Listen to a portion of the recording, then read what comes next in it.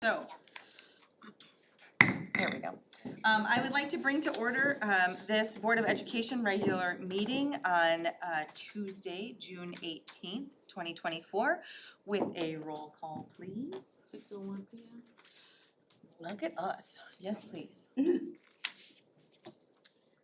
Dr. Michael Thomas, Present. Lauren Dowden, She is sick, like the whole house. She's sick. David Shepherd, Present. Rachel Merrickwin, Present. Denise Jones, yes, Michael Wallmiller, Present. Colleen Klimzak. Present. All are accounted for. Thank you. And if we could rise for the Pledge of Allegiance, please. I pledge allegiance to the flag of the United States of America and to the republic for which it stands, one nation, under God, indivisible, with liberty and justice for all. Thank you. If we could take a moment and peruse our agenda, and if there are no changes, if I could have a first motion to approve the agenda in front of us. Make a motion to approve the agenda. Thank you. And a second. Thank you. And a roll call, please. Michael Wallmiller, Yay. Dr. Michael Thomas, Yay. David Shepherd, Yay. Rachel Merrickwin, Yes. Denise Jones, yes, Colleen Klimzak. Yes. Motion passed. Great, thank you. Okay, passing on the baton. Thank you so much. Just because we're so excited that Dr. Woodland is back with us. We Well, were so well led, but we are so grateful to have you back as well. Well, thank you so much. I'm so excited to be here. So our first report is regarding our Juneteenth celebration and observance, which is tomorrow. And I thought it would be a great idea to have a student from Central Middle School by the name of Dershawn give us a presentation on the history of Juneteenth. So at this time, we're gonna invite him up and he's gonna share some information with us. And we got cupcakes just for you. We know you're gonna do a great job. You can stand at the podium, sir, if you'd like. And actually, you can face us. Yes. Whatever you need to do to be comfortable, how about Yes. that? Hello everyone, and today we are here to share our story with you. Black history is American history, which is important to highlight and recognize. What is Juneteenth? Juneteenth honors the end to slavery. It marks the day which federal troops arrived in Galveston, Texas in 1982 to take control of the state and ensure that enslaved people be freed. The troops' arrival came a full 2.5 years after the signing of the Emancipation Proclamation. What is the Emancipation Proclamation? On September 22nd, 1862, President Lincoln issued the Emancipation Proclamation, which announced that enslaved people in rebellious states would be free starting January 1st, 1863. Although it took 2.5 years after this to free all slaves, this was a key shift in Lincoln's stance on slavery and redefined Civil War. What is the Civil War? The Civil War was a conflict fought in the United States from 1861 to 1865. Between the Civil War was a conflict in the U.S. from 1861 to 1865 between the northern states, the Union, and the southern states, the Confederacy. Controversy. Confederacy. You got it. The main causes were disagreements over slavery, states' rights, and economic differences. The Union's victory led to the abolition of slavery and preservation of the United States as a single nation. In 1979, Texas became the first state to make Juneteenth an official holiday. Several others followed suit over the years. In June 2021, Congress passed a resolution establishing Juneteenth as a federal holiday. President Biden signed it into law on June 17, 2021. Juneteenth is a day to celebrate African American freedom, culture, and celebrate it in different ways. Parades, festivals, family gatherings, cookouts, historical, cultural events, community services, music, performances, reflection, and prayer. That will be all. All right.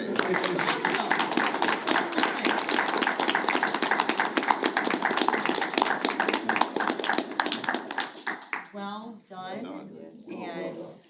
And I was just saying to Dr. Woodland before that I needed to know more. Now I know more, so thank you so much. We really appreciate you coming tonight. And who do you have with you? Would you like to introduce who you have with you? So this is my mother. Hi. Ari DeVos. This is my sister, Carly DeVos. Hello. Hello. My father, Trishani DeVos Senior.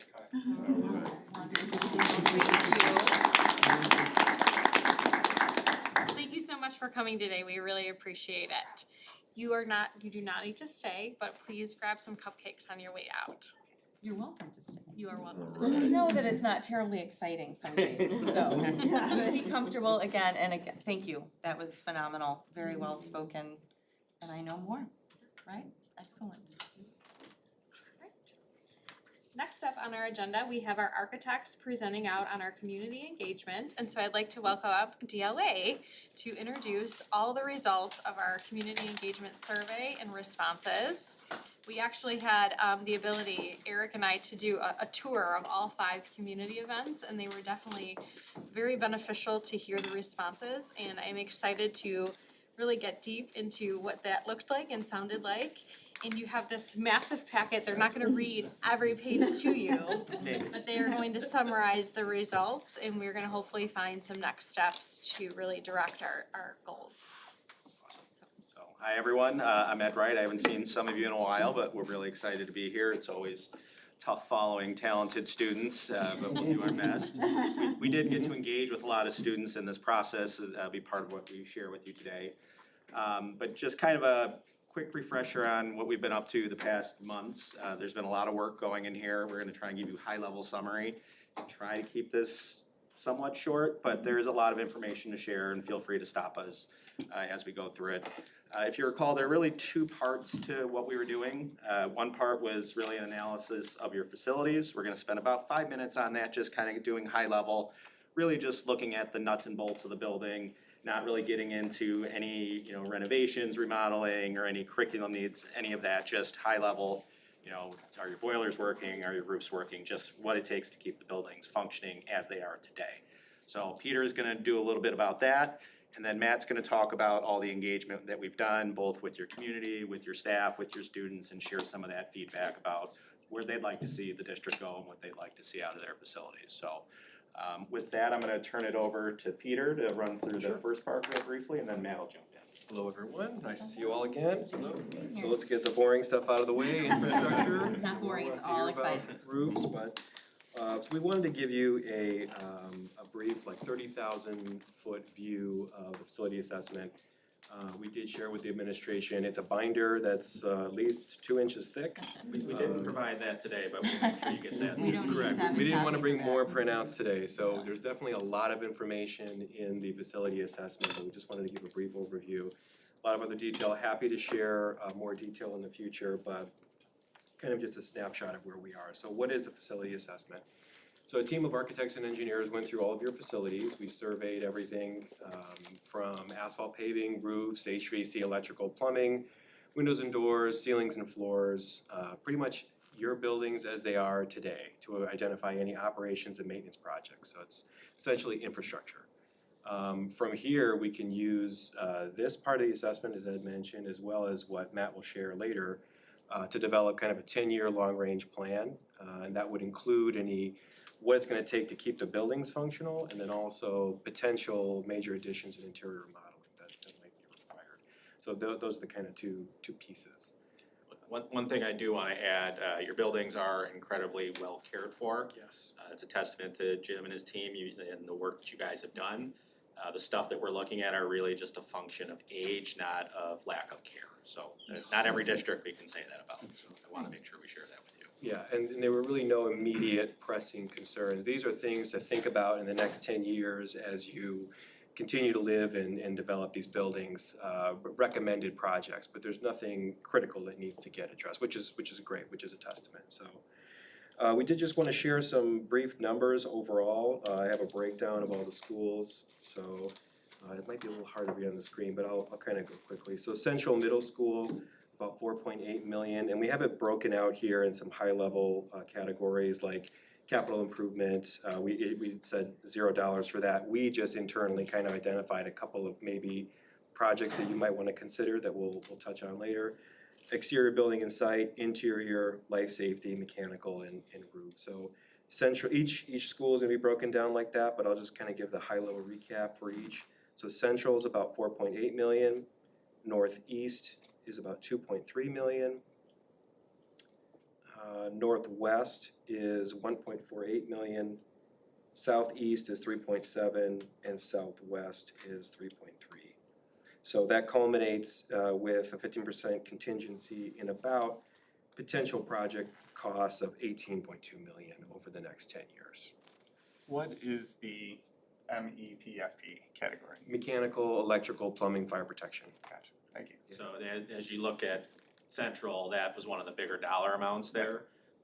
And as we talk about some of the feedback, it kind of correlates to what we hear about thermal comfort and things in the people. That's because the mechanical systems are dated and need to be updated. Gotcha. And Peter, I'm sorry, go ahead, Michael. You're gonna ask a question. Nope, I was just saying gotcha. But like understood, not like, Yeah. gotcha. Is there anything within here that's tied to our health, life, safety budget that we can allocate? We did include life safety items, we included that in these line items. And that is the report that we sent through IWAS. Yeah, so that ties actually, to sorry, that was this. a tertiary part of this. As we were doing the facility assessment, we also did your 10-year life safety survey, which is a separate survey from this that you're required to do by state law. We included those dollar amounts in here. I do know that there was just some recent legislation changed about being able to levy for life safety that happened in the past week or so. So that's another conversation for a different time. but- Yes, of course. But that's all in here. Great, thank you.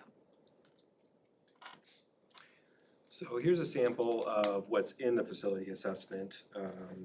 So here's a kind of a report snapshot. So where do those numbers come from? Well, it's all itemized in a list format where we have each room, each issue, what the corrective action would be, how many square feet, what we think it would cost. So there's quite a bit of detail that follows up these numbers. I don't want you to think we just pull these numbers out of the air. There is definitely justification for that. And then we also took pictures, so we try to document as much as we can. But just in general, throughout all the buildings, well, we noticed that common issues throughout would be select replacements of ceilings, floors, interior doors, casework, which is cabinets, and then exterior window and door replacements, and several of the toilet rooms were not ADA accessible. So that kind of hints at some larger remodeling projects, not just as quite as simple as replacing a floor. We might have to look at the buildings, holistically to remedy that, but definitely just in general modernization. Again, nothing was critical, just the building's kind of showing some age and potentially starting to think about some future projects. So on the next slide, here's another sample of, this is actually Central's roof, which we'll get into in a second, but again, in the report, we have color-coded floor plans for each one of your schools, and then a breakdown of the roof areas, where their needs are, and then a dollar amount tied to that. Generally, throughout the report, we don't project more than 10 years. Too many things change. It's hard to project out beyond that. Yeah. So we're looking at really from now until 10 years. So when we start seeing some of the color-coded plans as we run through, we'll see some areas that need some attention. So in the next couple of slides, we broke down each school, paving and roofs and MEP. And we left out some of the common issues like doors, windows, ceilings and floors, things like that, because that's too specific. We'd really have to dive into that whole binder to chew through all that. But just high level, what's going on with the schools. This is Central asphalt. We've got a large parking lot replacement in the next 3 to 5 years, which I'm sure as we go through some of this, obviously the second part of it is diving into curriculum and how the buildings are meeting your needs. There's some things that may or may not make sense depending on where the future of these buildings are gonna go.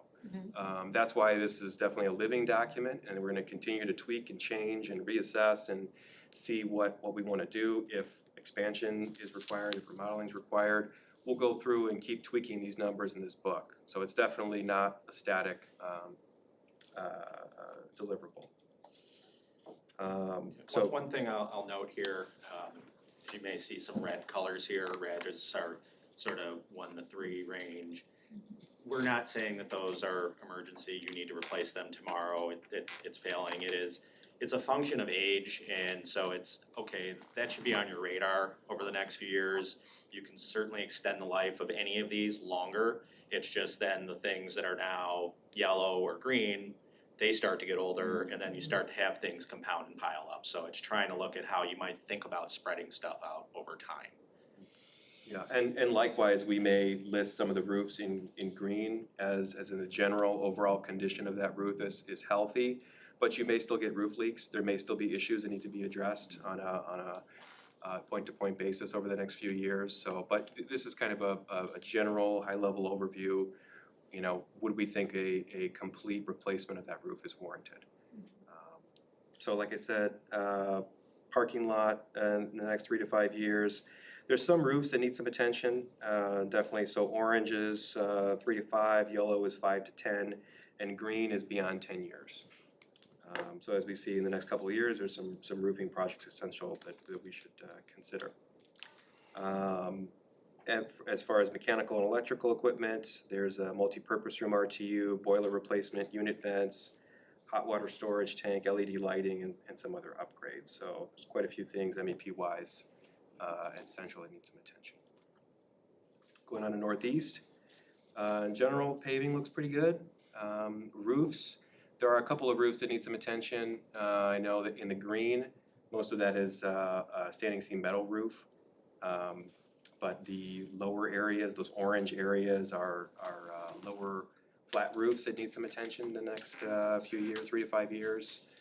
Mechanically, there's a gym, air handling replacement that's required, or recommended rather, boiler replacement, unit vent replacement, galvanized pipe replacement, and LED lighting. Northwest, one parking lot that needs some attention, 3 to 5 years, all the other roofs there are in pretty good condition. But like I said, you know, this isn't a warranty on no roof leaks. There could be roof leaks there or roof leaks right now, but just in general, we don't see any major projects. In that one in particular, I think the roofs holistically are good, some flashings and things like that probably need to get looked at in the near future, but the roof itself is in really good shape, so just some small maintenance upkeep type things. And then there was the gym, air handling unit, and LED lighting back at Northwest. Moving on to Southeast, 2 parking lots to look at in the next 3 to 5 years, and then just 1 minor area, but mostly that school's in pretty good condition. As far as mechanical is concerned, there's a gym, air handling replacement, boiler replacement, unit vents, and LED lighting. That's kind of the common theme through all these schools as far as equipment replacement. Can you go back? Sure. That one? This To the is, southeast? yes. Is that the gym right there, the yellow? I'm just curious. It's Parking. it's Oh, on the left side of the or right? gym, I can't remember if that was, I think it was a storage area off the gym, if I remember correctly. I haven't been in there in a little bit. That'd be I behind, mean, Green. that would be behind the stage though. behind the stage? I think That it might be the roof is, that was above the stage. yeah, well, I can pull up an aerial, but yeah, I think that is a lower area, It's a lower, it's a Close different to type of roof. the gym, yeah. Cause the gym would be the bulk of that section. Yeah. Correct. Mhm. And then you have the stage and then there's a storage space behind that stage. I'm looking And at that's you. the roof? I'm looking at you, That's trying one to see like. section of the roof there, that's a roof that's pretty dated and was in some rough shape. I was curious. That Not that I have the just that buildings little, It's I was gonna it's say, right, Like, it's it's pretty a good. different Okay. type of roof, and so that's why. So you have different roofing materials up there, so there's shingled roofs and there's flat membrane roofs, that one's just a different one. So you maybe were doing other roofs, you didn't do that one because it was the same type. It could be also the different position, that depends sometimes too, if it's facing a certain direction and gets more direct sunlight. That could also age your roof a little faster. Southwest, we've got quite a bit of asphalt paving that needs some help. A large parking lot replacement in 3 to 5 years. We noted on the side, and Matt's gonna cover some of these issues, drop off is difficult at this location. So that's something we need to look at. Roofs, just a few roofs to look at in the next 3 to 5 years, but mostly in good condition. And then for MEP, again, we've got the gym air handling replacement, boiler unit vent, galvanized pipe, and LED replacements. So that's kind of the 5-minute condensed version of a 2-inch thick binder that we came up with. So, any questions on some of that? I'm curious about the galvanized piping now. So typically, your water mains of a building that age, when they're originally put in, it's galvanized. So over time, that starts to break down, it starts to clog, and it gets to a point where you have to replace it and go back in with copper. So that just happens to have the original piping in it. Not lead, basically. Not lead, no. Just making sure, No. cause if it's getting old and it's rusty. It's just getting old and it deteriorates over time, and it just like, if you were to cut a section of that pipe, if the pipe's this wide, you might have a opening that, that big in it, because it fills over time and it starts to corrode, and so it's something that should be on the radar, That's what I'm feeling. but Though if it was lead, we could probably get a grant for it. We don't want it to be like. But we don't no, want the- no, yeah, no, we no, don't no, want no. I just thought I had. No, thank you. It's a good question. Glass apples. Silver lining. Awesome. The silver is lead. actually, sorry, I wanna introduce Matt, cause I don't think he's been here before, but this is Matt Lowe, he's an associate principal with our firm and our director of design. This is really his favorite stuff here, is engaging, and so I thought we'd bring him out to let his passion come through and get us through this, so. Awesome. Well, welcome, Matt. student. Actually, there should be a summary one, PDF. I got a flash drive through. I've got it, that was not on my list, sorry. Which one is it? All elementary. Okay, so Next one's gonna be middle school. Okay. Cool. So whereas what Peter and Ed just talked about was more of a facility infrastructure kind of report card, this was a deeper dive into how the facilities are really supporting the educational delivery and just the overall perception from the community, student, and staff and parent perspective. So what we've done, you have a ton of literature in front of you. The first two are really just the summaries of the big picture stuff that we got from everything. And then the other literature here is one dedicated to all the community input that we received through the surveys. Everything is in here. For all the schools, the student, everything, again, all the detail, and then staff and parent. So one thing to note, the online survey stuff, there were open-ended questions in there. So people could write sentence upon sentence of feedback. So everything that everyone responded with is contained within there, so you can kind of go through. It's hard to categorize some of that, cause it doesn't always pertain to the question that we were asking. People just wanted to have their voice heard. So we tried to distill some nuggets of that in here, but it's all in there if you wanna go ahead and read that. Awesome, thank you. You go full screen. I look forward to reading that. Not sure how big it'll let me go. Okay. Oh, if you can't go full screen, just so I can see the whole slide, then that's fine. I'll do it. Okay. I'll do my best to read and see. So yeah, just a summary here. The online surveys were from December of 23 through February of 24 this year. The student engagement workshops took place between December 6th and the 14th of 23. And then the parent staff workshops were from January 30th through February 15th of this year. And the way the students worked and the parent ones, we met at each school individually. And we had anywhere from 10 to 20 kids that were engaged, and same with the parents, and it was great, so. Sorry, if you could just demagnify just a little bit so I can see everything here. So this gives you the percentages of all the stakeholder involvement here. The blue shows the parent responses here. About 45%, the staff were the yellow area, again about 45%, and then 10% community members. 424 total stakeholders though throughout the district, which was amazing sampling of input. We do this with a number of districts, and that this is one of the higher engagements that we've seen with the amount of folks that participated, so people are We excited to did. share and That's awesome. it's great. And this gives you just a kind of breakdown for the community stakeholders. So if you weren't a staff or a parent, but associated just as a community member, this gives you the breakdown. And I'm sorry, I can't read those numbers. But Southwest, I think elementary is on the right. They had one of the larger turnouts there. Yeah, thank you so much. And but really, I mean, pretty balanced throughout the district, which was another great sign.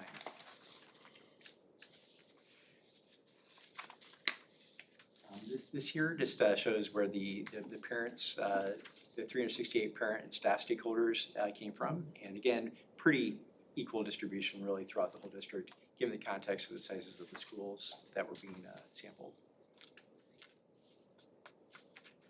So the surveys were really geared around 5 different main categories. One was building as a whole, where we got to hear outside just the simple educational experience and how that relates to learning. You know, what do people think about the building in terms of the exterior, maybe the interior? Tell us about the thermal comfort. Social areas were more about the areas that reflection, quiet areas in the school, social gathering, collaborative type of spaces.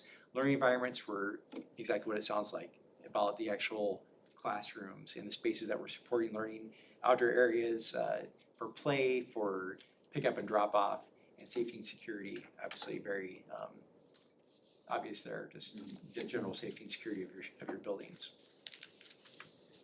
So what we'll go through here, these were, I won't go through all the questions here, but if you go to the next slide, for building as a whole, what you see in green here were things that were regarded as positive things in the schools. And what you see as the orange, and of course the schools are abbreviated there to the left of these. But going through the positive things first, 3 of the schools, it was resounding that the visual appearance of the school building was very favorable. The metric we used to really give us this information too, we looked at, if 50% or more people are saying one thing about your schools, we took the top of the top here, the top 3 and the bottom 3 to really give you guys an idea of what was resonating. So these were the best things and the worst things that we heard. Another positive thing here, the corridor widths and navigation for the elementary schools were appropriately sized for the schools and clutter-free. One of the negative things we heard though is that the thermal comfort, that was something that needed to be improved. If you go to the next. That's a really nice way to put it. I actually wrote that down. I'm like, thermal comfort. Okay. Which, I guess, one thing to note just on how all this is, so this is all of the elementary schools combined. You have each one of these individual results. We're just trying to consolidate what that information looks like. And to that 50% thing that Matt was talking about, basically we asked them to say, rate this from very good, good, not so good, bad. And so if you're in the very good, good, and that was more than 50% of the people responded to that, we took that as positive. That doesn't mean that there might not have been some negatives. And conversely, if it was somewhat good or bad, we took that to be a negative overall. But you have all the raw data in there should you want to see any of that. When we ask about social areas, if you go to the next slide, really, all the schools felt like that could be improved. The areas of quiet solitude. When we get to the student input too, remember this slide here because students had a lot to say about this too. Variety of spaces where students could socialize, be noisy and engage in physical activity was a challenge, and also public areas fostering a sense of community. Next category being learning environments themselves. Some of the positives here, they love the variety of colors used while being careful about overstimulation. Places designed for personal items for each student, so cubbies and lockers. That's something that at least 3 of the schools mentioned as being positive. Some of the negative things here though, and we're having specialty labs for science, art, STEM, and STEAM that came up, maker spaces, life skills, etc. Spaces for music and performance, which Which shouldn't come as much It's surprise, just. quite- We don't yeah. have those, yeah. not a surprise, I'm sure. Let's go to the next one. Outdoor areas here. So for outdoor areas, some of the positives, you felt like there was opportunities for green and natural areas surrounding the school that were accessible to students. The outdoor learning and play spaces are accessible. That came up. Negative, not quite meeting the district goals in desires for outdoor learning environments. So the desire to have improved outdoor learning environments. And then finally, safety and security. Some of the positive takeaways, the community and the staff, parents really felt like the indoors was a very safe environment for students to learn. But they want to see improvements for the safe arrival and departure of students, separation of cars and buses. Yep. Maybe not surprises, but a lot of affirmation, right, from these. So the next one, this was more of an open-ended question. What are the highest hopes you would have for your elementary school? And learning environments kind of garnered, the biggest percentage of this, followed by safety and security. But under that learning environments, we heard, again, this is a sampling of 4 elementary schools, but a bigger gym and performance area. We know that some of these gyms are shared multi-purpose dining spaces. Additional spaces for music, art, technology classes, and classrooms for interventionists to work in. Really comes down to spatial issues and not having course. enough space. Deepest concerns, the next slide. We heard a lot about safety and security. Not having a fenced-in yard was one comment we heard. The safety of school drop-off and pickup again. The area around the school not being conducive to better solutions for those procedures.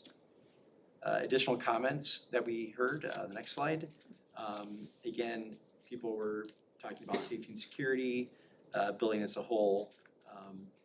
And our front office needs to be updated and secured, is one comment we heard. Taking kids in and out of the school building to get to the learning space and the mobile was another concern for safety and security. So the next category here is student engagement, and it was amazing talking to all your students. Next slide here, we asked them, outside of school or including school, where do you like to study? And try to understand those environments, so the schools could better reflect those. And the things we heard resoundingly throughout all the elementary schools is outdoors. Quiet spaces came up all the time. And kind of going along with that, spaces to be alone. The children loved their bedrooms and their nooks. They loved going to the library, and they liked comfortable chairs. What was interesting about that, especially with some of the little ones, the kindergarten age, when they'd say, what's your favorite place? I like to be in my room. Why do you like to be in your room? It's quiet. Okay, so is your classroom not quiet? It's that there's too many people and I can't hear, so that it kind of goes back to this sort of spatial piece that the kids are trying to tell us that's what the issue is, but it took us a little bit to get there, but even they recognize that it's an issue without being able to articulate it that way. Sure. It's also nice, all this stuff sort of aligns with the feedback that we heard from the community and the parents too. I mean, it's, the students are feeling and the parents are saying it. It comes down to these quiet places, those common places where you can break out, those collaborative spaces where you can kind of do the smaller group stuff. So it's been a consistent message that we heard across all the groups. Sure. Next slide, please. So the next activity we did, we brought an inspiration board in. These are learning environments that we're seeing throughout the country as and just different ideas of, we wanted to get children's perspectives of spaces they liked. And we gave everyone 3 stickers and tabs to go up to the board and identify your 3 favorite ones. Everything in grayscale here were things that they didn't select at all, but anything that stayed in color here were things that they liked. So if you go to the next slide, the 3 top things, and we talked about this earlier with quiet spaces. These first 2 images, are kind of similar, but this got overwhelmingly the most popular responses. These very quiet, introspective spaces for reflection and just really enforcing. And in the handout here, you'll see all their comments, and I'm not gonna spend your time now going through those, but some really great ideas and why they like these environments. That third image here is a lot of color. There's a slide in that space. They like the idea of play and fun, and just that resonated with them. If you go to your next slide. And then finally, we wrap things up with the students by asking them an open-ended question. If you could finish a sentence for us, how would you finish it? I wish my school blank. And what we heard was we wish our school had more outdoor play space and outdoor time. We wish we had larger lockers and more colorful hallways. We wish we had better and more comfortable furniture. We wish we had more space in the cafeteria, the gym, stage, classrooms, library, art, music, tech, science, STEAM. And the last one I think was really, so indicative of your community, more cultural awareness, that they want that to be celebrated in some way in your schools. And so how is that being achieved? The comfortable furniture one is interesting, because we also asked them about some of their favorite spaces to learn in the school. And oftentimes it was the media centers, which have been a little bit more updated. They have some color in there, they have some flexible seating in there, some soft seating. And why do you like that space? So we like to sit in those beanbag chairs or whatever it is. So, they want more of it. They enjoy the stuff that you have done for them already with regards to that. That's a good point, Ed, because in those community surveys, we did hear that one of the very positive things was the use of color, and it wasn't overstimulating in the spaces. So interesting to hear these kind of overlapping themes. But the next slide jumps into the parent staff engagement. So we asked this group, what is your favorite space in your existing schools? And we heard gymnasium, library, the classrooms, they're warm, comforting, they love natural light, the hallways, seeing all the children, and the green space. The next thing we really discussed and dug deep into is this has more of an impact on your educational delivery and how your buildings are gonna support future-ready learners. We kind of introduced this idea that to talk about environments, we first need to understand what skills are most important for future-ready learners, what experiences do they need to partake in to develop those skills, and then once we understand that, assessing your environments to understand how they can support those experiences, they're gonna support those skills. So for the elementary schools, a lot of common themes here. Kind of at the heart of there, social emotional learning was important. We got the 4 C's of learning represented here: creativity, communication, collaboration, critical thinking. One of the last workshops, we even talked about human touch being important and skill, just like connecting with others, digital citizenship, kindness, technology, problem solving, persistence and responsibility, play also showed up here. We talked about those experiences, and what came up at the top of the list here was social emotional learning experiences, having small group team collaboration, STEM and STEAM, project-based learning, team teaching learning, and play-based learning. We also had, if you go to the next slide, we talked about design patterns. We shared about 50 plus design patterns of things that we're seeing in future-ready learning environments. And this was the ranking that we got as we put all these elementary schools together. One of the top design patterns here, number 1, was outdoor play, and that being very important for your community here. Agile and flexible furniture, agile classrooms and flexible furniture, being adaptable and flexible in your learning environments, shared learning resources, healthy materials, and implementing healthy materials in the space. They loved spatial quality features like biophilia, bringing nature into space, which has a huge impact on learning and thinking back to nature, especially in our digitally saturated lives. Indoor-outdoor connections, again, something that has a direct response to nature. Professional work areas to support the teachers, having a varied spaces in classroom zones. And these final 2 on your next slide, last slide, next slide. here is having studios and specialty labs like art rooms and dedicated spaces for music and performance. On the next slide, we gave you this is the entire ranking from top to bottom. Got it. And I think what's equally valuable here is looking what didn't resonate. And those may be some difficult discussions or important discussions we have as we progress in this in the future of your environments. Finally, wrapping up kind of the elementary schools here, we want to emphasize now each strength and challenge we heard from each school individually. At Northeast Elementary, we heard that the strengths are the gym, but it needs to be bigger. The group felt like there's a vacant lot across the street that you have potential as a parking lot to create more buildable space on the site. They love the layout, the V shape of their building, it's easy to navigate. They felt like flexibility and creativity of teachers were a strength, and the media center is nice, but it may be better to have it more centralized, potentially where the kindergarten classrooms are. Challenges that they brought to our attention is a lack of classroom space, TBE, specials and auxiliary staff, resource rooms, and inconsistency of learning neighborhoods at grade levels always together. Safe drop-off and parking could be better. Challenges of not having an all-inclusive playground equipment, the mobile, and the gym and dining sharing the same space. Moving to Northwest, strengths here were the primary classroom size, access to the park, security layout, landscaping and library. But the challenges, very similar theme here, space, gym utilization, mobile, main office layout, lockers and corridors, non-functional spaces, no extra classrooms, central staff collaboration, student pullout, lack of natural light in some spaces, offices that are really designed to be storage spaces, the pickup and drop off, parking, and outdated aesthetics. With this particular activity, we had floor plans and site plans out that people could draw on, and a lot of the participants did our job for us and showed us where additions need to go and Yes. renovations need to happen. It's all designed, so. Moving to Southeast here, the strengths here at Southeast Elementary School, the drop-off system works nicely.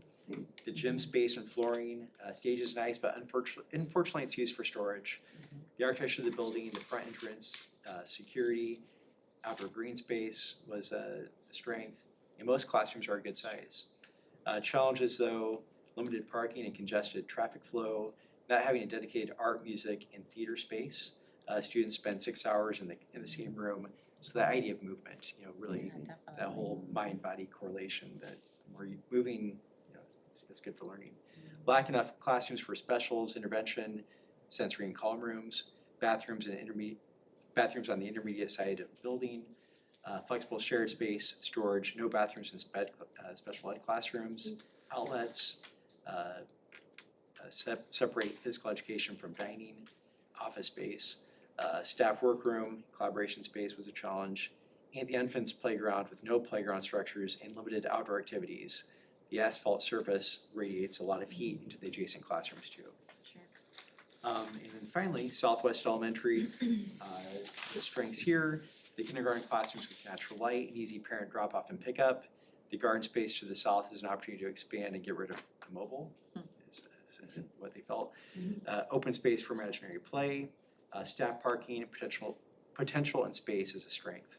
Challenges, space, the locker locations and quantity, related service providers like natural light, dedicated space for art, music, tech, and STEAM. The main office is too small. Cafeteria, gymnatorium sharing the same space, often crowded before and after school programs. Flexibility. In the playground space, no immediate green space outside of the school. Playground equipment, and the drop off and pick up, safety of site also came up. The images here are really just for reference and to show the site, aerials of the site. So if there's no questions here, we can jump to the middle school. Happy to answer any questions though. I wanna go a little quicker. Yes. One building, not 4 buildings. Wow, this is a lot to process. But you know what, a lot of, In a good way. I think It's a good thing. what was really helpful here is to really see different perspectives and how they're seeing the same thing. And that really For us, themes just kind of jump out. It's Oh, like, yeah. okay, we just keep hearing these same I think I was versions at of the same Southeast. concept over and over. I think I was at the one at Southeast. Yeah. And Yeah. like, hearing it from all the other three buildings as well, that's what we talked about that night. I think we can go through these first few pretty quickly, the same as the other presentation, but so as we get into the building as a whole, let's jump a couple more if you could please.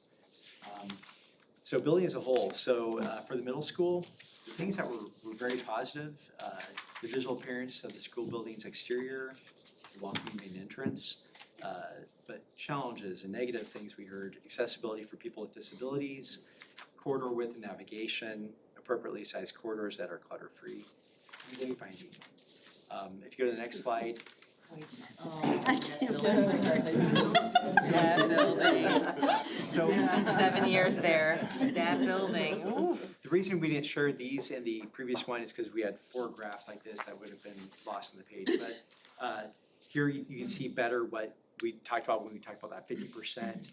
The things with the warmer colors are kind of those hot, challenges, and then the cooler tones, the green, the blue are the positive comments here. So you see how we highlighted the top 3 kind of negative things and highlight the positive things. So this gives you an idea of how we're assessing the data.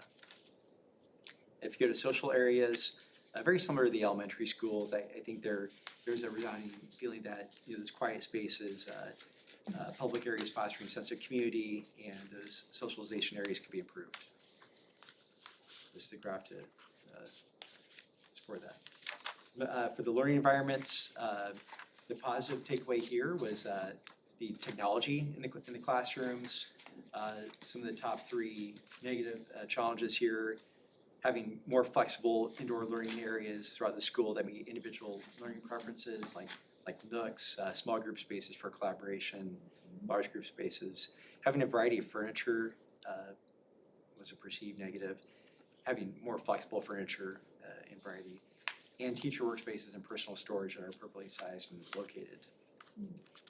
Again, just the graph that shows you all the responses for all this. And for outdoor areas, I think a challenge at middle school, that there's some green space to the east, but a lot of asphalt surface. I think wanting to see more green was something we heard. So having outdoor learning spaces and play spaces that are accessible, outdoor activity areas for students for running, jumping, and just areas for learning.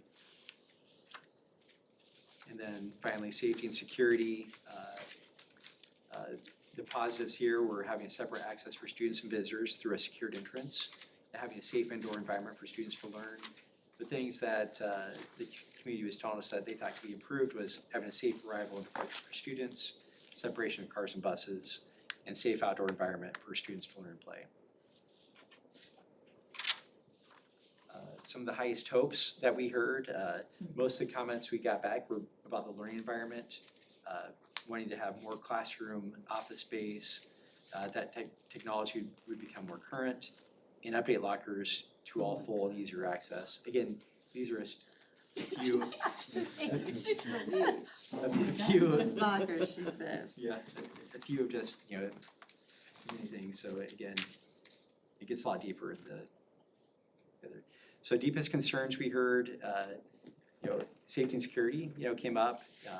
Safety due to the minimal hall and stair space, as well as lockers that are too close to each other. One person said students that are wheelchair bound need to go outside the building to get to any classroom besides the gym. That was someone's comment. And additional comments, more open-ended here. Majority here were about building as a whole. So wider hallways if possible. The carpeting and lack of sunlight in many rooms needs to be addressed. I know some of the lower level spaces there. The school is not conducive to people in wheelchairs, crutches, or knee scooters, is another comment we heard. As we spoke to your students, same questions as the elementary, where do you like to learn?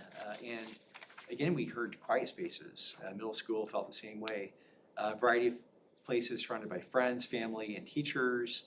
I think the idea of socialization came up too. We talked about social areas, making, improving those areas. The library and soft seating, that comfortable furniture came up with this group as well. Inspiration images, same story here, everything gray with some, not selected, but anything in color was. And the things that resounded most impactfully with this group, they loved this image of the gym. It's kind of a flexible space, had a stage, a place for performance was important for them. They liked the middle image because it seemed like a wide corridor to them, and they loved the variety of activities they could do. That kind of mini learning stair was a place for socialization, but also it didn't feel so claustrophobic, it felt safer for them. And they loved the outdoor learning space, just kind of that deep wish of what they would love to have. And that open-ended question, if you could finish this sentence for us: I wish my school had access to more natural light, which is a problem in the basement, had more color, a larger gym, locker rooms, lunchroom with better acoustics, hallways and stairwells, So noisy. more toilet rooms, being more modern, better and more comfortable furniture, more outdoor space and time, and improved thermal comfort. And finally, what we learned from the parents and staff, we asked them what their favorite spaces were in the school.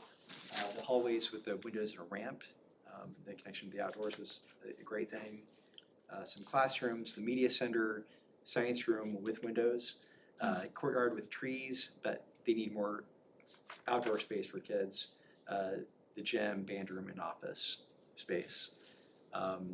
We talked about what skills were most important for the future-ready middle schoolers. Critical thinking, problem solving, collaboration, communication, a sense of belonging, self-advocacy, and social emotional learning ranked as their top skills. Supported by these experiences, having small group collaboration, team collaboration, social emotional learning, STEM and STEAM, project-based learning, interdisciplinary learning, and team teaching learning, which were a lot of common themes that we heard in the elementary level too. Moving to design patterns here, these were different examples from the elementary, but what we learned was very important to the stakeholders here was health and wellness. That the cafeteria dining space was the first image here, a sense of nutrition, having varied spaces, classroom zones, music and performance spaces, community resources being distributed throughout the school. Health and wellness from a fitness perspective, so we talked about nutrition, but also from a fitness, athletics, professional work areas, indoor-outdoor connections, integrated technology, and that last page, distributed resources, agile classrooms and flexible furniture, and branding and identity throughout the school. Next image here, again, shows what was most positive and what ranked most negative. And just finalizing the middle school here, are the strengths and challenges we heard. The strengths in the middle school being the media center, the entrances to the Panther Dome and the main office, the open space available, so the potential of the asphalt area, the fitness and flex rooms and the space to build up potentially.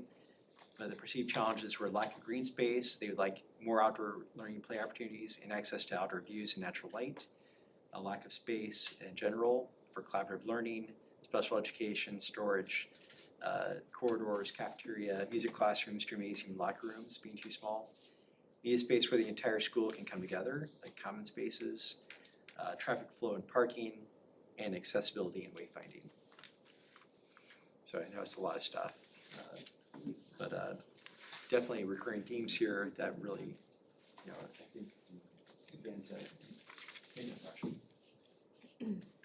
Felt as if there were a few more challenges at middle school, some that were bigger challenges, but not insurmountable.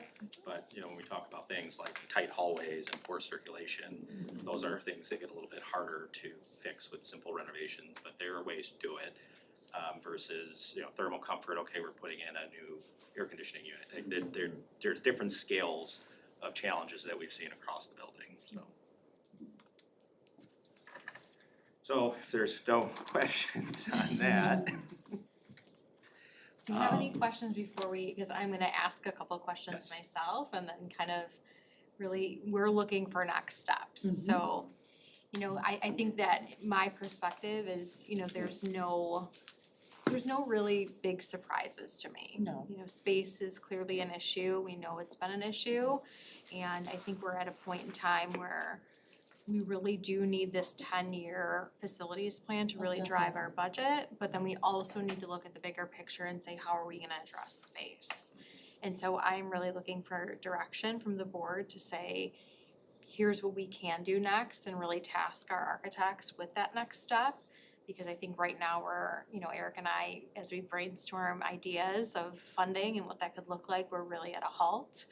To really make sure that we're making the right decision for the long-term needs of the district. So I'd really like to hear from you as to, you know, what you think would be a next good step for us, and then we can kind of brainstorm ideas with Ed and his team. I mean, I just see collectively, there's a real desire for performing arts and musical. I mean, just throughout all the schools, and I think that's impressive. Because that's them expressing themselves and, you know, and also they wanna be secluded, you know, to have their own private cubbies, but they also wanna socialize at the same time. So that, we have to figure out how to do that. How can we get them out, you know, in an environment and having fun, but also, hey, I'm done, I'm going over here now to be by myself. So that throughout all the reports, those are the two things that keeps blaring on everything. So my question about all of that is, how do we weave that into the curricular day? Like, how, we can't just build it and then tell our teachers they have to utilize, like, that has to be, in my mind, from the educators among us, like, I think one I love all the option, but again, so CMS wants more play. We don't have recess at CMS, and that's okay, cause it's middle school, like, what does that mean in a middle school setting that works with our schedule, et cetera, so that's, I don't know if I can answer the question, I mean, other than with more questions at this point, so. I mean, I feel like some of the easy fixes would be, I mean, to take care of some of it's just furniture, seating arrangements, I mean, some of the flexible stuff, I mean, like at the high school, we've got a lot of updated furniture and things like that. You know, our LRC's got all sorts of different seating things, and they can change the layout of certain pieces of furniture.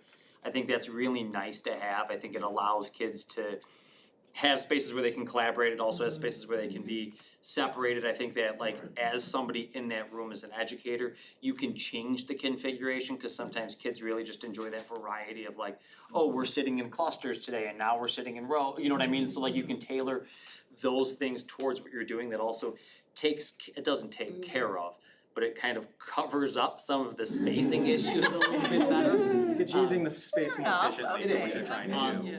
You know, I mean, I think some of the outside things, I mean, I think that's also a spot where like, in terms of classroom space, not always being sufficient. I know that we have winter months that aren't great, but I mean, like, me and my wife were walking by, you know, Southwest the other day and we're like, you know, how nice would it be if there was like a little gazebo out here or something that's a covered space where the kids could be out of the sun if need be, whether they're at research or something like that.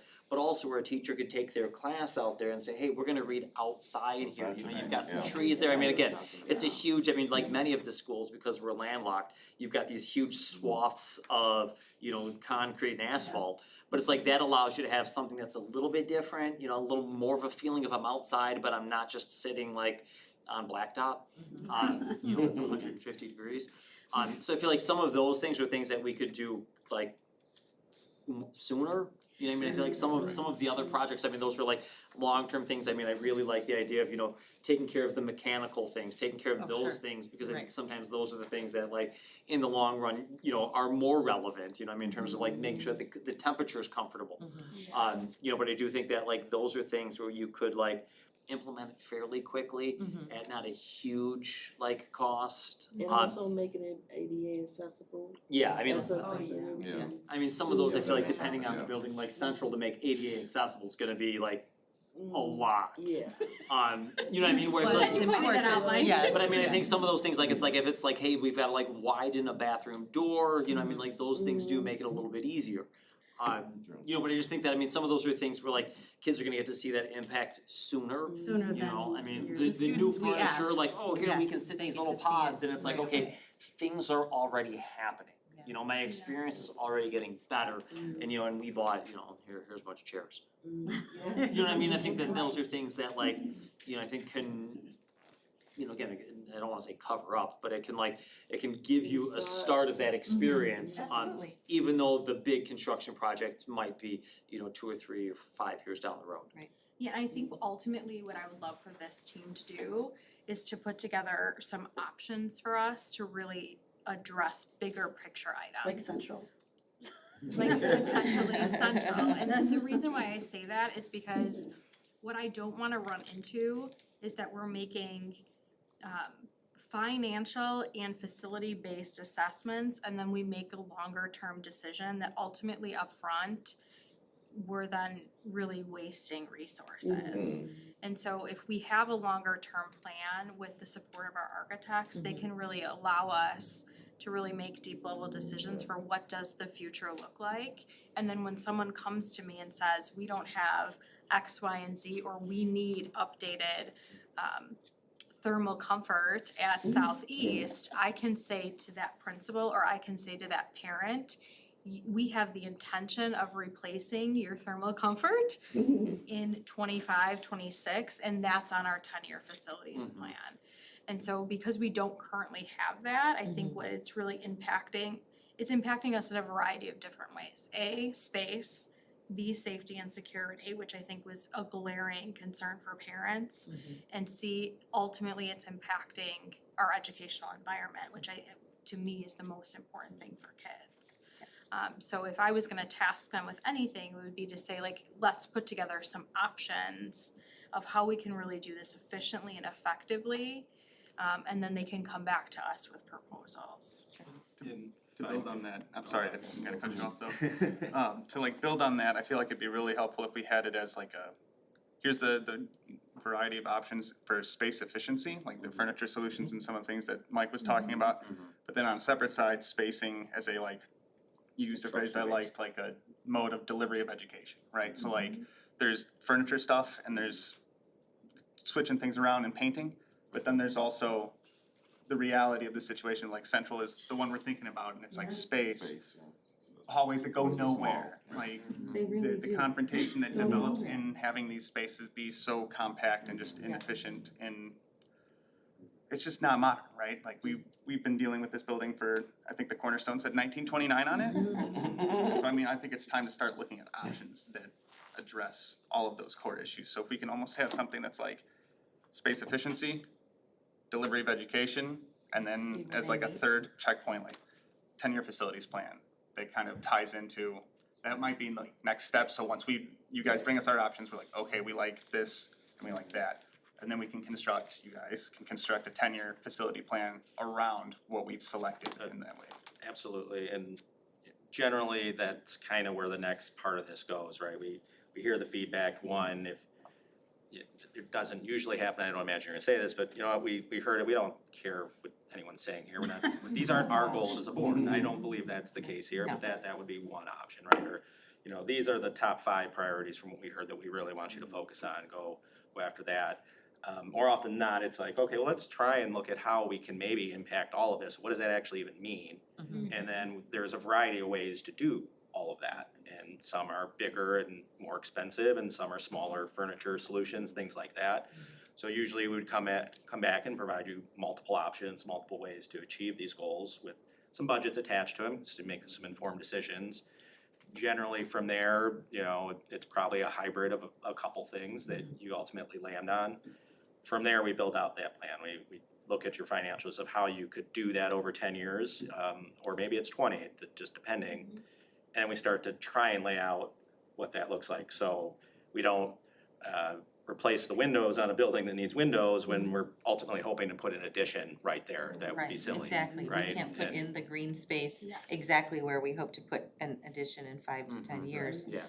And there's some So we infrastructure have to pieces have too, that, like we can't tear absolutely. down this side until we do this thing, and so this is why we're gonna do Tear this anything first, down and that's just how we yet. get there, so that's kind of the ultimate. No, piece at the end.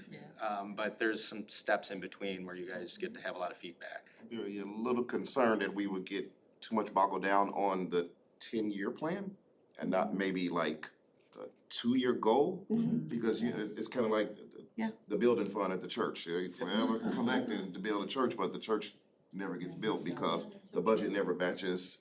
Plan. Certainly, Yeah. and it can be any length of time that makes sense, that achieves the most immediate goal, so maybe it's 2, then we go to the next 2, and we go to the next 2, with some bigger underlying goals that we know are there. That, again, we don't wanna do something that you have to undo later and have wasted money, so as long as we know what those goals are, then we don't get too far ahead of ourselves, so. I think that the idea of some options coming back with, a variety of things for you guys to look at, and then we can determine where that goes from there, but it's some sort of plan, so you know what the direction is. Absolutely. The 2 questions I wrote down, what are things we could do now? So the students know we heard them, so our community knows we heard them. Like visible changes that we could make, and don't build where we're planning to build. Like those are the 2, like, oh yeah, and thermal comfort, cause The only I thing just that's love nice it. about like the furniture update is it's like, no matter what you end up doing with the building space, That which I can think that's move. where, I think that's where the long-term move plan with comes us. with, is like the buildings, keeping the buildings sound, keeping the buildings functional, changing the buildings to make them more functional. You know, with some of those little like quick fixes like furniture, it's like, okay, if we change the size of this room, maybe we bring in a couple more tables, but you can like reutilize those pieces. Yeah, that's always one of the first recommendations we would have, is the furniture, especially when you want to try and do stuff fast, right? It's not gonna go to waste. You're gonna use that furniture wherever, in whatever configuration it is at some point, so it's something that can be done quickly, and that can be reused, so it's not a bad idea. Move wherever we need it. Any other thoughts? Did we answer your question? I think you did. You answered Ed's question, which is more important, because they have the hard work, right? Well, we're gonna be leaning on you all quite a bit as we get through it, so. Of course. Thank you. Yeah, thank you so much. Not just for being here, but oh my goodness. Yes. This has been quite the process, and I have a lot of more reading to do of each and every comment, because if they took the time. No, we were happy to do it. It's a good experience, just working with folks that have the passion, and your community, your staff, your kids, you all, it makes it a lot easier to do. And I know they're all wearing suits, but I've seen them on the roofs too. Like they are active part Do it all. Do it all. Every part of it. All right, well, Thank you. you guys have a great rest of your evening. Thank you very much. Oh my goodness. Okay. Yes, right? Yeah, cooking, grab cupcakes. Yeah, gentlemen, please grab cupcakes. Yes. And Ed and his family just had a baby too. Oh, congratulations. Yes, Right. yes, right before me. And you have a little one, you have a daughter already. Yes, I have, she'll be 3 in August. and Right. 4 months, so. Oh my gosh. Hopefully one of them You get can lots sleep of when I get home. Do they get cupcakes or no cupcakes? Like, okay, there you go. All right. Thank you. Thank you Thank so you. much. Have a great night. Thank you. That's a lot of information to Yeah. process. Okay. Yes, for sure. And I do wanna read all the comments if people took the time. I'm very curious. Wow. 3, Oh, 7 yeah. is kind of a good Oh, thought. I wanna see what they have to say. Right? Yeah, I I do too. want space-wise, essential, Okay. like, I'm curious to see their ideas. Me too. Definitely. That, cause we don't know, That's why they're the experts. that's why they're here. I know, it's wonderful. So it'd be nice to see if they come up with a plan that's doable. Cool. Wow. Okay, Great. your agenda even closed. Look at that. Yeah, Yes, it did. bedtime reading. Right? Okay, the last on our agenda for my updates was a review of our end of year celebration. Thank you for Denise and Colleen for attending. It is always a great end of year ceremony. It was nice. And so we celebrate our retirees, and then we also have our the Evergreen Awards, and we had quite a turnout, and the teachers and the staff really appreciate this day, and Sonia does a fabulous job organizing everything, so thank you, Sonia, for putting everything together. Absolutely. And we also acknowledge our years of service. So thank you for celebrating with us, and here's some pictures of our Be Evergreen Awards as well. It should become very popular and create a culture of positivity in the district. That's awesome. It was a good day, and then we sent them home. Yes. They only wanted, it was the last day of everything, they only really wanted to sit still for so long. Like, yeah, okay, we kept it very on track, right? Yeah, absolutely. And so we have 2 curriculum and instruction updates tonight for adoption, and Miss Christina Lavin is going to provide us an update first on our SEL curriculum. That will be a board action item tonight. Hello. Welcome. Good evening, I would say good morning, sorry, I'm a little, my day's enjoying my summer. Good, you should be. So we have been working hard to adopt a thorough curriculum for SEL for Central. It's been hot and cold for the past few years. The second step is very important to the younger schools, like the elementary schools, but we piloted 2 this year. So the 2 programs that we piloted were Open Parachute and Capturing Kids' Hearts, which is a lead-worthy character lessons. Both were taught during advisory period, which would continue for the following year. So during their 25-minute advisory, students would be taught an SEL lesson. And we collected data from both programs to see which ones the students and staff liked more than the other. Classroom discussions, it was based on topics, it was based on the ease of the teacher use and just what the students thought about it. So in addition, we found that Capturing Kids' Hearts, which is the lead-worthy character lessons, is what the students seem to like most. Some of the comments were, it's cool because everyone gets to talk, and I liked sharing my thoughts and how it made me feel. So even speaking with them, it was something they really kind of felt more, connected to. So we linked the Capturing Kids' Hearts, it's a trait a month. So there's traits like empathy, self-direction, teamwork, responsibility, respect, kindness, courage, perseverance, and integrity. And each of those is built with a service project. And in those service projects, we did kindness we collected food donations for the food pantry this past year with this Capturing Kids' Hearts, as well as over 100 pairs of shoes for Souls for Souls. We did kindness notes to the teachers. The kids did that on their own. And the kids like the service aspect of it, getting involved in the community and bringing everybody together. So Capturing Kids' Heart is the one that we'd like to adopt. And with this one, it comes with a 5th and 6th grade course. So our 6th graders would actually be able to, they would be taking an SEL class, which would be taught by one of our teachers, Mrs. Fosel, in conjunction with our school psych is gonna help Hannah Featherstone. So they will have that class, 6th graders only, and that would be teaching like critical thinking skills and basic life skills, like what do you need as a human? There's so much uncertainty, but yeah, so it would be a course just for 6th grade, and then hoping to build on through the lead-worthy course. So yeah, I think it's important for that.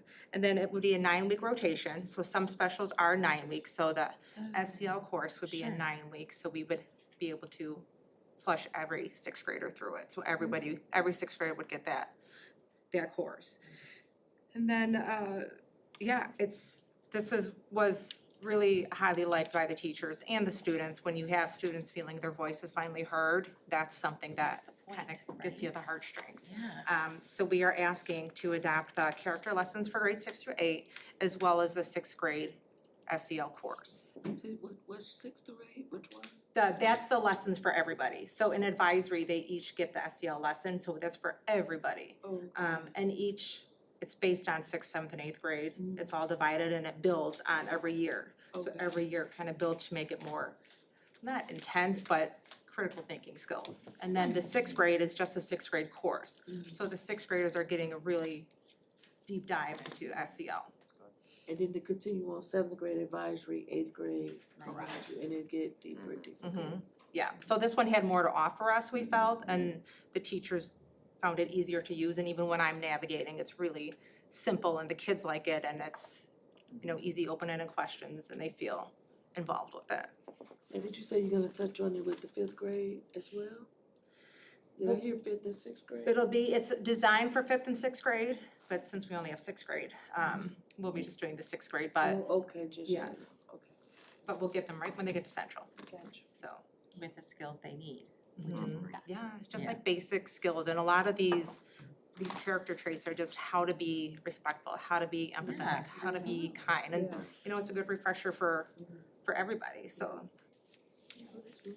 I was doing a little bit more research on it as well, and it also emphasized the importance of relationships between the teacher and the student, Oh, that's awesome. which I thought that was a positive contribution to the curriculum. And they would take this as a special, you said the sixth graders? Yes, the sixth graders would take it as like one of their specials. Okay, and band So- kids would get it too? They would still keep band, That's what I was just wondering. yeah, so we Is can't, there a way you could integrate it maybe? So no matter what, they'll have it in advisory. Okay. So sixth, Yeah. seventh, and eighth grade will all have it in advisory. They do have the explore class. One of the things we would need to consider, which I'm happy to direct the team to do, is we would have to consider band as a 0 hour or after school. That would be the only way structurally that I can think today of what that would look like. But I can tag my team with that. Just cause I know I have a sixth grader who's coming in and wants to be in the band, but doesn't like that they have to give up their special. And I also feel like this would be something that would be nice, I just, logistically, I know there's a lot of moving pieces there. Yeah. Did you schedule students already? I'm really putting you on the spot for next school year. not yet, because we're getting trained on it next week. Okay. So I'm not sure what that is gonna look like. I can look on my phone at the master schedule and get back to you. That was, I just didn't know if like sixth grade, like instead of doing it for 9 weeks, like maybe because you're gonna be in the band, like on Fridays or something like that, you get lesson 1, lesson 2, I mean, just a way to integrate it, because I think that, I mean, these things are extremely important for kids and kids' adjustment. I feel like coming to middle school, you know, there's the hot mess of hormones and all of those things. And I just think that like for the kids to miss it, you know, I mean, Especially if I we think want I think SEL to be that's the something place. that's like, Yeah. it's hard, you know, I mean, Yeah. and you know, I mean, I don't wanna see like just because of a schedule thing that you chose this instead of this and now you know, I mean, I think this is something that like, everybody should get. Yeah. Absolutely. We'll let our team go do some work and Yeah. we will get back to you. Great idea. Yes, no, it's a great idea. Absolutely. Any more questions? How'd you draw the short straw? You're the only admin here. I didn't say that, but yeah. I live closer than everybody, and then Okay, we fair had our enough. CMS student here, so I wanted to support him as well, so. Oh, okay. that's nice. Which he did a fabulous job. Oh Christina my recruited him. gosh. Yes, and he's performing in the Descendants at the high school, so. He did. He did so good. Yeah, he's great, Yes. Yeah. Oh my gosh. He's great. Yeah, he did really, really well. yes. No, well, thank you for letting him speak too. Sounds Yeah, of great. course. I learned a lot. I know, right? Very Very good good. student voice. I know. Yeah, and he's a next year great we will one. get more students to Yes. participate, but he was a last minute request and he did a And fabulous stepped job. up and brought the fam. I love it. I know, it's Yeah. like some people don't check their school emails, their parents are like, they see my name, they're like, not happening. Yeah, Don't could tell her we- we're here. Yeah, but they were great, That and, was awesome. yeah, he was great, You did so, a great job. no, thank you. Thank you. Thank you. Yes. Okay, next we have a quick video from Jenna Moeller about our social studies curriculum update. And so we are going to hear virtually from her. Our teachers were hard at work this year intentionally planning, and in order to support their planning and ensure the content was rigorous and aligned to standards, they did ask for a curriculum.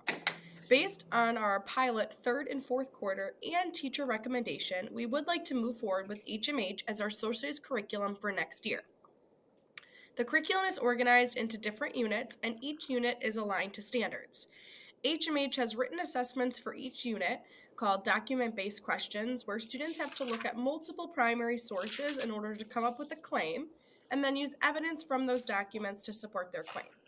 This program also gives our teachers autonomy and flexibility to be able to still create engaging projects, like when the sixth grade team created a travel brochure Egyptian project, where the students had to take their learning of the kingdoms in Egypt and create a travel brochure for why people should visit there. We also had the 8th grade team who they were able to keep an existing project that they loved called the Decades Project, where students were assigned a decade and then had to research key elements of that decade and present it to the class. Overall, the coaches and I do look forward to supporting the teachers next year with curriculum rollout and implementation. I also sent you some additional information about the social studies adoption. And so we are looking to adopt HMH social studies tonight, and that is an action item on the agenda. Excellent. Great. Next up, I have Rebecca Terrell, who is going to present out on our Special Olympics, and I also think there is a video for this. There is. I'm really just gonna use the video. And then if you, this is my absolute favorite day of the year, so if you haven't seen the video yet, I obviously put the culminating event brochure, just obviously it's better to see it in person, but our communications, Kyle, helped create the video. So you wanna click the link.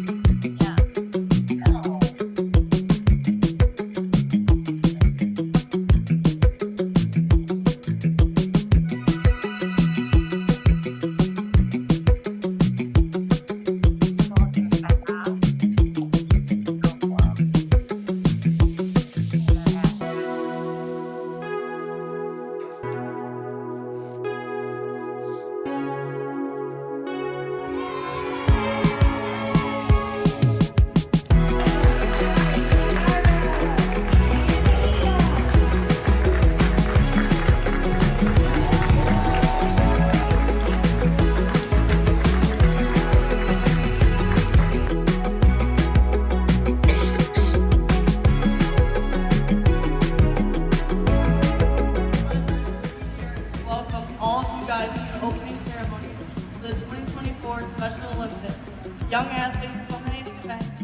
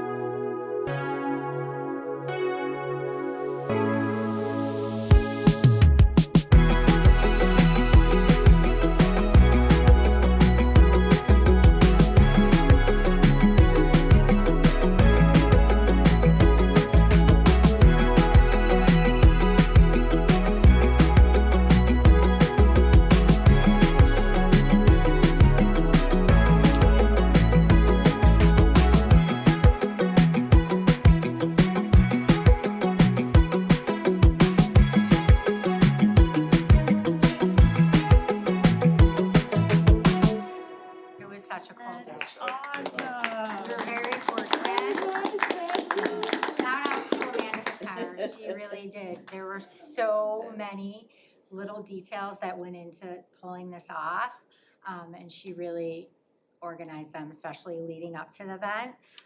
One of the last minute decisions we kind of made was to move the event from CMS to, we were fortunate to secure from the high school, the sports complex, which really made it like what it was, just having the room for, you know, to do our opening ceremonies, to set up the stations with room, and then to have parents and, you know, families like filter in to each of the stations and then kind of have those closing ceremony.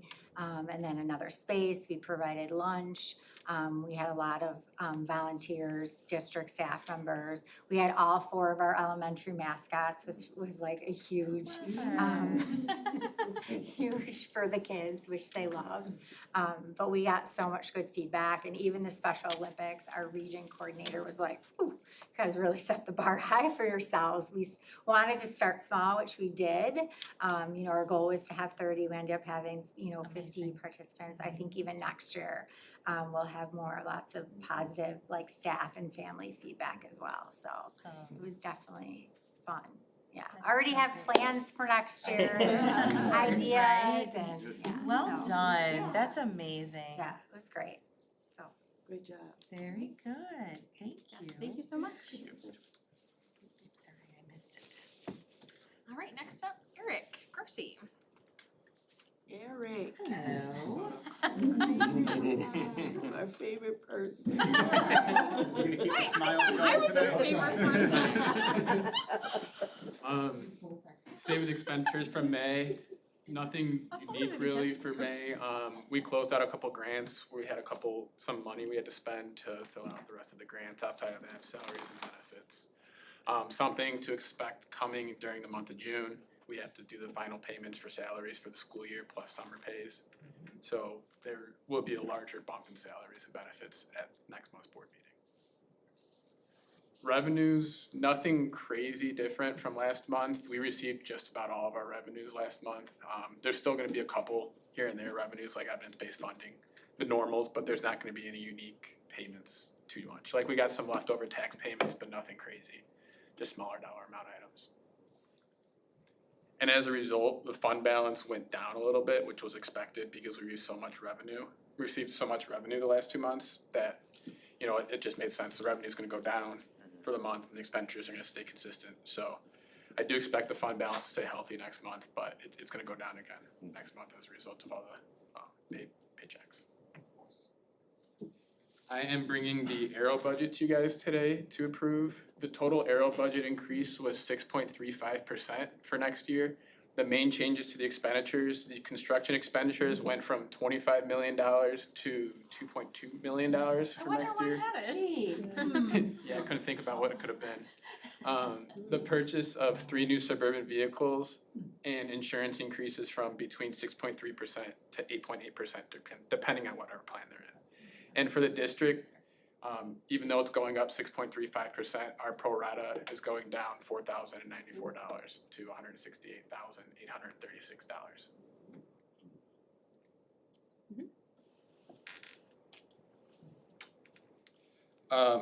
There is, on the agenda tonight, an approval to approve an addition to the new HVAC at Northeast that's currently getting worked on.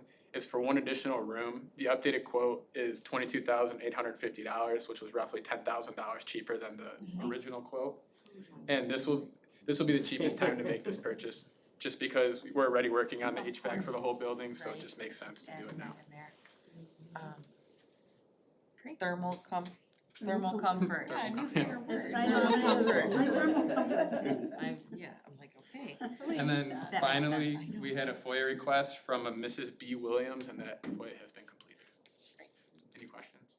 So we have Arrow's budget, which is 4,000 and some change less than last year's. Mhm. And then HVAC with the additional room and still coming in under the quote. You are keeping the smiles I tonight. told you. This is why he's your favorite. Sorry. No, that's good news. And so we're close to balanced for the end of, I didn't get a chance to look at that. Yeah, so I'm projecting we'll have Fantastic. surplus at the end of the year. Even better. See, all smiles. That's right. Thank you. Thank you. Thanks, Eric. Thank you, Eric. Awesome.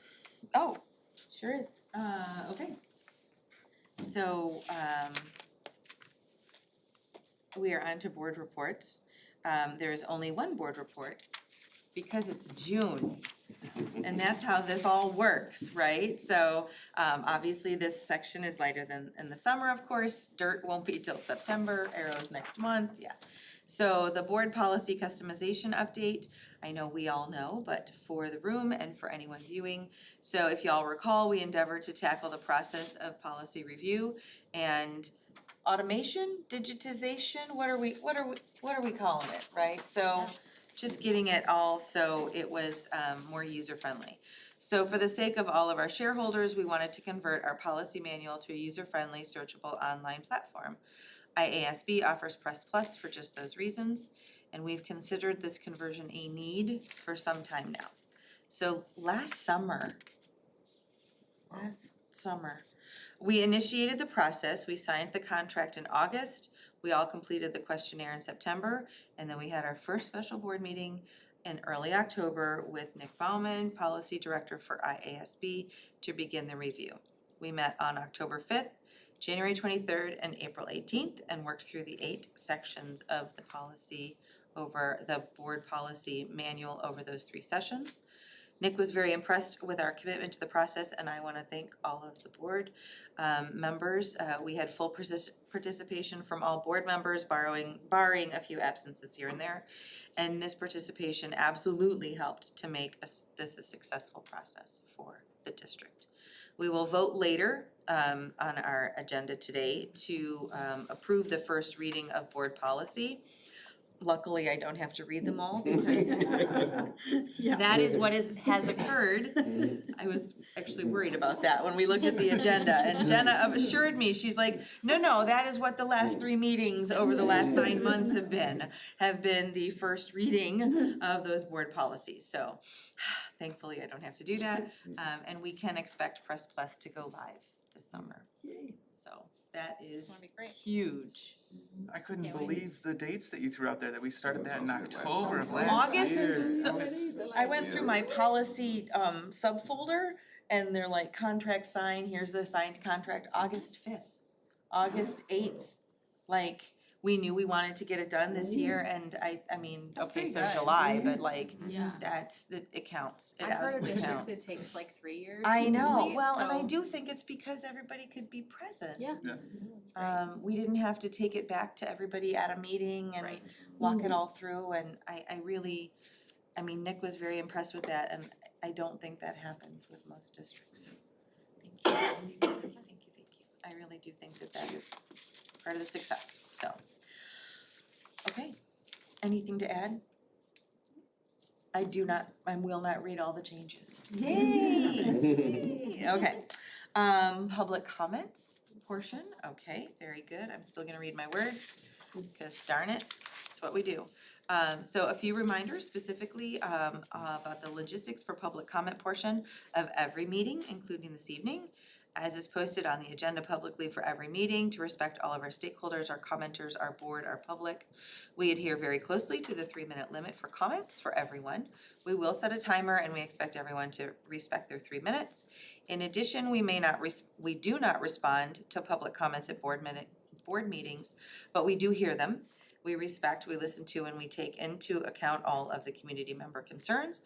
And if there are specific questions that come up that we can respond to after the meeting, we will do so in a timely manner. Okay, so we are on to our action items. Consent agenda item A is to 1, approve monthly transaction reports for May of 2024. 2 is to approve the fund balance reports for May of 2024. 3 is to approve the expenditure report and projected payroll report for June of 2024. 4 is to approve board minutes from the regular meeting of May 15th, 2024. 5 is to approve the closed session minutes from the regular meeting of May 15th, 2024. 6 is to approve destruction of the closed session tapes from February of 2020. And 7 is to approve the personnel recommendations as listed with additions and FMLA request and some end-of-year resignations. If I could have a first motion to approve consent agenda item A. Motion to approve consent agenda item A. Second. Excellent. The Michaels are on today, right? And a roll call, please. Dr. Michael Thomas? Yay. Michael Wallmiller? Yay. Denise Jones, yes. Rachel Merrickwin? Yes. David Shepherd? Yes. Oh, Colleen Clemzak. Yes. Motion passed. Excellent. I'm not going anywhere. I saw it.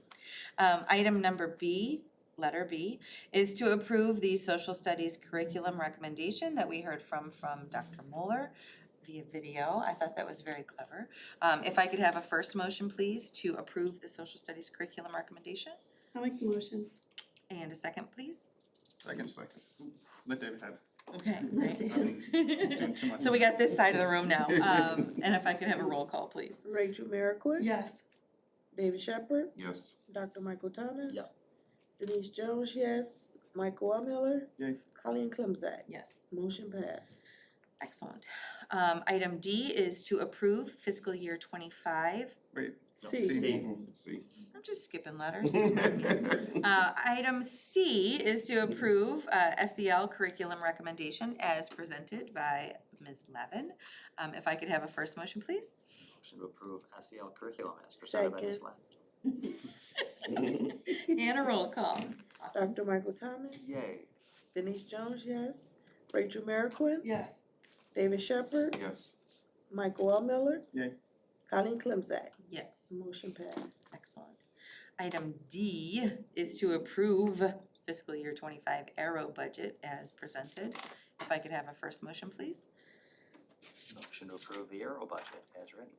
I'll second. And a roll call, please. Nice. Dr. Michael Thomas. Yes. Denise Jones, yes. Rachel Merrickwin. David Shepherd. Yes. Mike Miller. Yay. Colleen Clemzak. Yes. Motion passed. Excellent. Item E is to approve Precision Control Systems, Inc. in the amount of $22,850 for addition to new HVAC at Northeast, cooling to one office space. I'll make the motion. Thank you. And a second, please. I'll second. Excellent. And a roll call. Rachel Merrickwin. Yes. David Shepherd. Yes. Dr. Michael Thomas. Yes. Denise Jones, anything that's cheaper, yes. Mike Miller. Colleen Clemzak. Yes. Motion passed. Excellent. Item F is to approve the first reading over the last 9 months of the board policy customized manual. If I could have a first motion, please. I'll be first on that one. All right, and a second. Second. Great. And a roll call, please. Mike Miller. Yay. Dr. Michael Thomas. Yay. David Shepherd. Yes. Rachel Merrickwin. Yes. Denise Jones, yes. Colleen Clemzak. Yes. Motion passed. Excellent. Okay. We will now recess to closed session. I always forget if I'm supposed to, thank you, okay. We are going to now recess to closed session to discuss the appointment, employment, compensation, discipline, performance, or dismissal of specific employees of the district or legal counsel, including hearing testimony on a complaint lodged against an employee or legal counsel to determine its validity, and student disciplinary cases. I will make a motion Thank you. to recess to closed session. Excellent, and a roll call. Okay. Mike Miller. Yay. Dr. Michael Thomas. Yay. David Shepherd. Yes. Rachel Merrickwin. Yes. Denise Jones, yes. Colleen Clemzak. Yes. Motion passed. 7:38. 7:38. So we will return to open session. We will be taking action after closed session. We will not be continuing to broadcast, thank you, like record. So you can all stay or you can, but that's the answer. So like I said, there will be action taken after closed session, but we will not continue the live streaming, so. Thank you for being here, our dedicated small batch. I appreciate you all very greatly. And